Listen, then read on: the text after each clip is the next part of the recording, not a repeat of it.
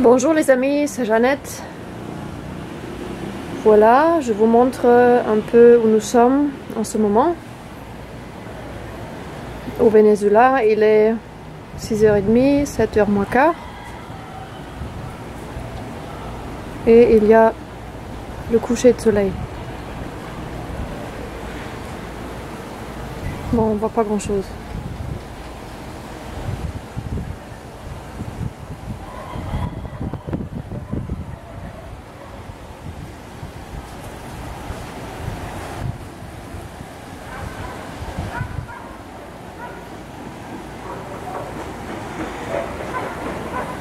Voilà.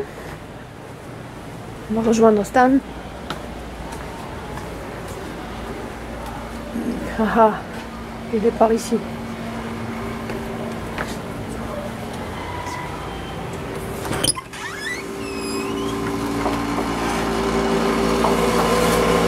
Voilà Stan. Hola Yannette, ¿qué tal?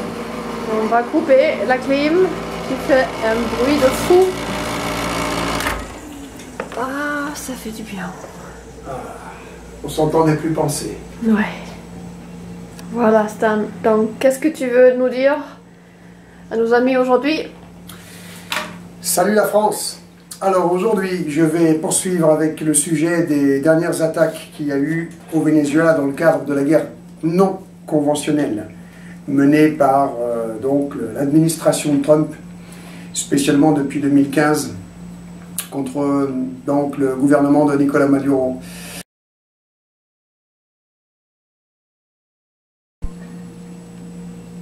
Mes chers amis, donc ce dont nous allons parler ce soir, c'est de la dernière offensive en date qui a frappé le Venezuela de plein fouet et qui était de taille, puisqu'elle a consisté en une attaque terroriste, une attaque terroriste internationale sur son réseau électrique, sur l'ensemble de son réseau électrique national. Alors, bien sûr, l'opposition vous a raconté, via les médias internationaux, que si le réseau électrique national était tombé en rade, et sur tout l'ensemble du territoire, c'était dû, soudainement, à la vétusteté des dispositifs électriques. Et le pitre Juan Guaidó, prétendu président par intérim du Venezuela, évidemment, enfourchait ce cheval de bataille pour nous raconter que, plus précisément, plus que de la vétusté des dispositifs électriques, c'était de la négligence de la part du gouvernement qui n'avait pas assuré l'entretien du dit dispositif national. Mais si cela avait été le cas, il y aurait eu, ça et là, des dysfonctionnements. Ça n'aurait pas été global.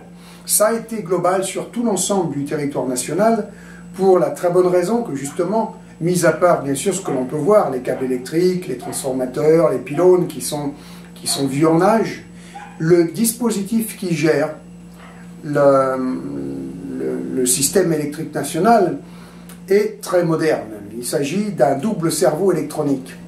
Et ce double cerveau électronique, en fin de compte, a été frappé par une attaque en deux phases. Le premier axe de cette attaque est cybernétique. Une cyberattaque du cerveau électronique du réseau national électrique, conjuguée à, là c'est une grande nouveauté, je crois que c'est le seul pays en date d'aujourd'hui à avoir été frappé par ce type d'attaque, une attaque électromagnétique.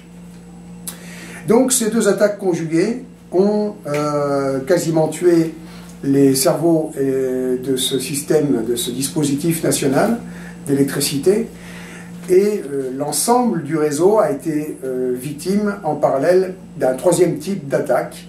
Et là, il est absolument clair donc, que nous sommes bien dans le cadre du terrorisme, avec des sabotages, des attentats à la bombe, avec des bombes explosives ou des bombes incendiaires, qui ont tout simplement fait sauter des transformateurs un petit peu partout.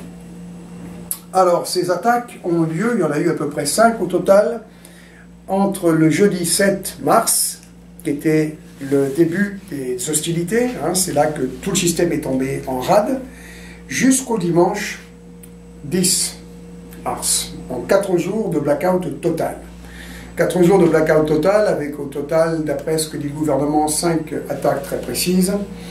Et les répercussions que cela a eu sur la population Eh bien, imaginez-vous, au Venezuela, être dans le noir total.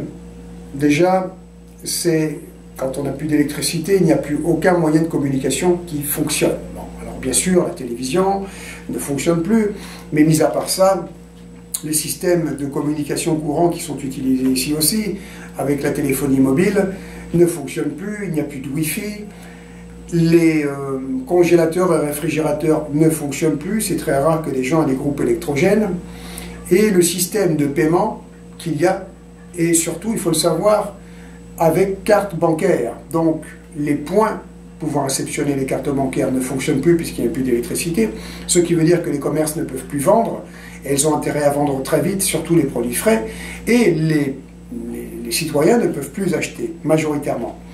Petite parenthèse pour vous expliquer que dans le cadre de cette guerre non conventionnelle contre le Venezuela, il faut savoir que les banques qui sont accoquinées avec l'oligarchie d'extrême droite ont fait en sorte de faire disparaître les bolivars, les billets en effectif, en les vendant essentiellement en Colombie, où là, ils ont de la valeur. Et cela veut dire que même pour nous, enfin pour tout le monde, se procurer des effectifs, des billets pour pouvoir acheter ce dont on a besoin, ben c'est très difficile, c'est pratiquement, c'est la croix et la bannière. Donc nous-mêmes, fort heureusement, on nous a fourni une carte pour pouvoir faire nos achats, et pendant ces jours-là, eh bien, c'était quasiment impossible de faire des achats. Donc vous imaginez le désarroi des 30 millions de personnes vivant au Venezuela qui avaient leurs produits qui périmaient dans les réfrigérateurs, qui pourrissaient, et qui en plus ne pouvaient pas faire d'achat. Ça, avec des problèmes énormes sur le plan sanitaire dus à l'approvisionnement en eau qui ne se faisait plus, parce que l'approvisionnement, enfin l'électricité est directement liée avec l'approvisionnement en eau. Et l'approvisionnement en eau est un problème sérieux dans certaines régions, même si le gouvernement de la révolution bolivarienne prend à bras le corps ce problème aussi et fait tout son possible pour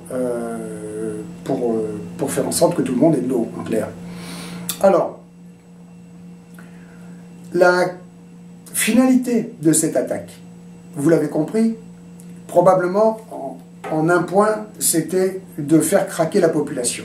Parce que vous imaginez un peu la tension qui est montée au sein de toute la population, quel que soit le bord politique, hein, quelle que soit l'opinion des gens en ce qui concerne l'opposition et la révolution bolivarienne, tout le monde en avait ras la casquette, et la vie devenait absolument invivable. Et quand ces conditions sont réunies, on n'est pas loin de la guerre civile, et surtout, les gens commencent par considérer que, ma foi, il faut un changement. Tant pis, on n'en peut plus.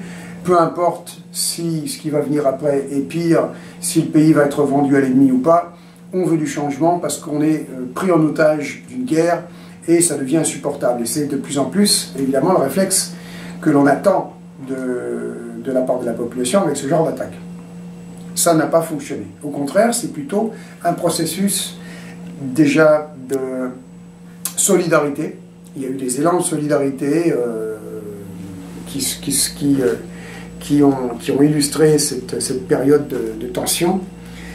Et je dirais l'effet boomerang qu'il y a eu sur cette opération terroriste et qu'il y a eu au contraire beaucoup de gens du côté, on va dire, dans les camps neutres et les camps de l'opposition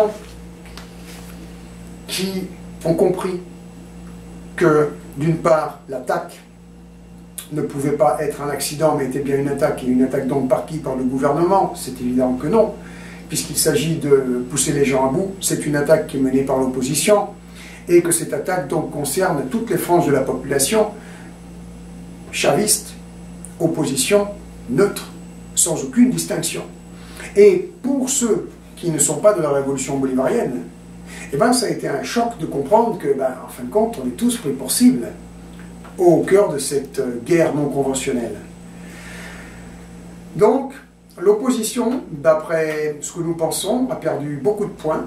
Le complot contre la nation, au contraire, a pris un bon coup dans les dents, dans le sens où je trouve que les gens sont beaucoup plus soudés derrière la révolution bolivarienne. Et il n'y a pas eu de déclenchement de violence sociale et de guerre civile. Le second point qui était visé par cette attaque, c'était de faire voter l'état d'urgence à l'Assemblée nationale, ce que voulait absolument faire cette espèce de sinistre clown de Juan Guaidó. Parce qu'effectivement, si le pays avait poursuivi sa descente aux enfers avec cette rupture totale du réseau électrique, la situation aurait été celle d'un état d'urgence, qui aurait après donné raison aux manipulateurs qui prétendent qu'il faut absolument faire venir une aide humanitaire au Venezuela. Heureusement, les techniciens qui travaillent pour la révolution bolivarienne sont venus à bout donc de ces offensives, de ces attaques multiples du réseau électrique, même si nous avons entendu tout dernièrement aux informations qu'il y avait eu dans d'autres secteurs du pays, depuis ces derniers jours, d'autres attaques du même ordre, électromagnétiques sur le réseau électrique qui ne nous ont pas touchés dans la région où nous sommes. Voilà, alors, attaque électromagnétique, cyberattaque du réseau, nous sommes dans le cadre de la guerre non conventionnelle et ceci nous plonge dans un abîme de perplexité parce que à partir du moment où on en vient à utiliser de telles armes extrêmement modernes que seuls, je crois, les États-Unis et la Russie, et peut-être d'ailleurs la Corée du Nord aussi détiennent pour pouvoir plonger une nation entière dans le chaos, eh bien on peut se demander quelle sera l'attaque, la prochaine attaque, de quelle nature elle sera. Très certainement de l'ordre électromagnétique. Nous savons, nous en France, que l'arme électromagnétique est une arme qui est utilisée avant tout contre les populations. Et je pense qu'il y a une prise de conscience qui va peut-être se faire, aussi avec des données qu'on va pouvoir communiquer publiquement, sur le danger de la technologie électromagnétique et ce qu'elle cache réellement. En tout cas, pour le gouvernement vénézuélien, c'était un gros coup de chaleur. Il y a eu une attaque électromagnétique. La technologie électromagnétique est donc une arme extrêmement redoutable. Et nous savons qu'il existe par exemple des bombes électromagnétiques. Et la Corée du Nord, normalement, d'après ce que nous savons, détiendrait une bombe électromagnétique qui serait capable de plonger l'ensemble des États-Unis dans le noir absolu pour des lustres. Alors, quelle sera la nature de la prochaine attaque? C'est l'interrogation. Pour le moment, nous avons l'électricité, nous avons la climatisation. Pour le moment, je ne peux pas m'en servir puisqu'il faut que vous m'entendiez vous parler. Nous sommes très contents de pouvoir retrouver quelques conforts et de vaquer à nos occupations anti-subversives. Voilà. Je vais venir vers vous avec un sujet qui va vous intéresser pour la prochaine fois, puisqu'il s'agira d'aller un petit peu plus au cœur de ce qu'est la guerre non conventionnelle. Je vous remercie de votre attention et je vous dis à très bientôt, mes chers amis. Bonsoir les amis. Il fait une chaleur ici, c'est incroyable, et ça vient que commencer, parce qu'on n'est que en mars. Et la grande chaleur va arriver, et là on est déjà à 8 h, mais waouh, il fait chaud. Bon, tout ça juste pour dire un grand merci à des personnes qui ont envoyé quelque chose, quelques dons sur mon compte. Et c'est pour vous rassurer aussi que c'est bien ce compte, parce qu'il y a de nombreuses personnes qui demandent comment faire, est-ce que c'est bien arrivé? Oui, c'est bien arrivé, c'est bien ce compte que j'ai à mon nom en Allemagne, qui marche très bien depuis toujours d'ailleurs, c'est toujours le même. Et c'est d'ailleurs l'unique moyen de nous envoyer quelque chose, parce qu'on n'a pas de compte Bitcoin ou je sais pas, c'est le seul moyen sûr pour que votre aide arrive à nous. Donc merci, ça nous aide beaucoup et à bientôt.